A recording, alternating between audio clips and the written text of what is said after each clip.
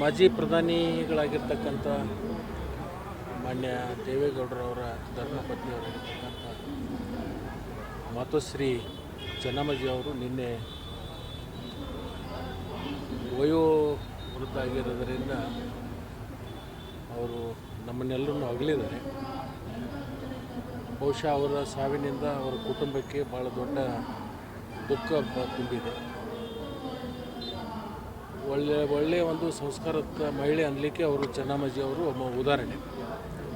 ಎಲ್ಲರೂ ಅವ್ರ ಸಂಪರ್ಕದಲ್ಲಿದ್ದವ್ರು ಹೇಳ್ತಾಯಿದ್ರು, ಯಾರೇ ಮನೆಗೆ ಹೋದರೂ ಕೂಡ ಭಾಳ ಆತಿಥ್ಯ ಸತ್ಕಾರವನ್ನು ಮಾಡ್ತಕ್ಕಂಥದ್ದು, ಬಂದವ್ರನ್ನ ಪ್ರೀತಿ ಗೌರವದಿಂದ ಕಾಣ್ತಕ್ಕಂಥದ್ದು, ನಮ್ಮ ಕುಟುಂಬದ ಸದಸ್ಯರಂತೆಯೇ ಪ್ರತಿಯೊಬ್ಬರನ್ನು ಕೂಡ ಕಾಣ್ತಿದ್ರು ಅಂತಕ್ಕಂಥ ಮಾತುಗಳನ್ನು ಅನೇಕರು ಅವರ ಸಂಪರ್ಕದಲ್ಲಿ ಬಂದವರು ಹೇಳ್ತಾ ಇರ್ತಕ್ಕಂಥ ಅಂಥ ಒಬ್ಬ ತಾಯಿ ಇವತ್ತು ನಮ್ಮನ್ನೆಲ್ಲರೂ ಬಿಟ್ಟು ಆಗಲಿದ್ದಾರೆ. ಅವರ ಆತ್ಮಕ್ಕೆ ಚಿರಶಾಂತಿಯನ್ನು ಸಿಗಲಿ ಮತ್ತು ಅವರ ಕುಟುಂಬದ ಅವರ ಬಂಧು ಬಳಗಕ್ಕೆ ಅವರ ಅಭಿಮಾನಿಗಳಿಗೆ ಭಾಳ ದೊಡ್ಡ ದುಃಖದಲ್ಲಿದ್ದಾರೆ. ಅಂಥವರಿಗೆ ದುಃಖ ಭರಿಸುವಂಥ ಶಕ್ತಿನೂ ಕೂಡ ಭಗವಂತ ದಯಪಾಲಿಸಲಿ ಅಂತ ಹೇಳಿ ನಾನು ಕೇಳ್ಕೊತೀನಿ. ಯಾರು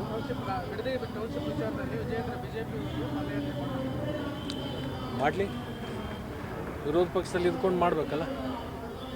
ವಿರೋಧ ಪಕ್ಷದಲ್ಲಿ ಇದ್ಕೊಂಡು ಅವ್ರು ಏನು ಮಾಡಬೇಕು ಮಾಡ್ತಾರೆ. ಬಟ್ ಒಂದು ಸ್ವಲ್ಪ ಅವರು ಮೆಲುಕು ಹಾಕಬೇಕು. ಹಿಂದಿನ ದಿನಮಾನದಲ್ಲಿ ಇದು ಟೌನ್ಶಿಪ್ ಯಾರಿಂದ ಪ್ರಾರಂಭ ಆಯಿತು, ಹೇಗೆ ಆಯಿತು, ಏನಾಯಿತು ಅನ್ನೋದು ಸ್ವಲ್ಪ ಅದನ್ನು ಮೆಲುಕು ಹಾಕಿದರೆ ಅವರಿಗೂ ಕೂಡ ಒಂದು ಪರಿಜ್ಞಾನ ಸಿಗ್ತದೆ ಅಂತ ನಾನು ಭಾವಿಸ್ತೀನಿ. ನೋಡೋಣ, ಒಂದು 2-3 ದಿವಸದಲ್ಲಿ ತೀರ್ಮಾನ ಆಗುತ್ತೆ. ಹೈಕಮಾಂಡ್ ಏನು ತೀರ್ಮಾನ ಮಾಡ್ತಾರೆ ಅದಕ್ಕೆಲ್ಲರೂ ನಾವು ಸಹಮತವನ್ನು ವ್ಯಕ್ತಪಡಿಸಬೇಕಾಗುತ್ತೆ. ನಾವು ಸಹಮತವನ್ನು ವ್ಯಕ್ತಪಡಿಸ್ತೀವಿ.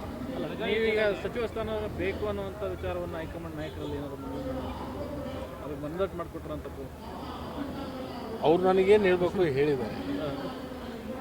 ಅದನ್ನು ಯಾವ ಥರದಿಂದ ನಾನು ಸ್ವೀಕಾರ ಮಾಡಬೇಕು ಮಾಡಿದ್ದೀನಿ. 3-4 ದಿವಸದಲ್ಲಿ ನಿಮಗೆ ಗೊತ್ತಾಗುತ್ತೆ.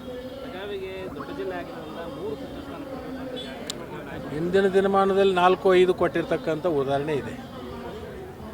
ಹಿಂದೆ ಒಂದೇ ಸಮುದಾಯಕ್ಕೆ 4-5 ಕೊಟ್ಟಿರ್ತಕ್ಕಂಥ ಒಂದು ಉದಾಹರಣೆಗಳು ಕೂಡ ಇದೆ. 18 ಕ್ಷೇತ್ರ ಇರ್ತಕ್ಕಂಥ ಜಿಲ್ಲೆ, ಭಾಳ ದೊಡ್ಡ ಜಿಲ್ಲೆ ಅದು. 4-5 ಕೊಡೋದ್ರಲ್ಲಿ ತಪ್ಪೂ ಇಲ್ಲ, ಕೇಳೋದ್ರಲ್ಲಿ ತಪ್ಪಿಲ್ಲ. ಕನಿಷ್ಠ 3 ಕೊಡ್ಬೋದು ಅಂತ ನಾನು ಭಾವಿಸ್ಕೊಂಡಿದ್ದೀನಿ. ಅದಕ್ಕೆಲ್ಲದಕ್ಕೂ ಉತ್ತರ ಒಂದು 3-4 ದಿವಸದಲ್ಲಿ ನಿಮಗೆ ಸಿಗುತ್ತೆ. Thank you.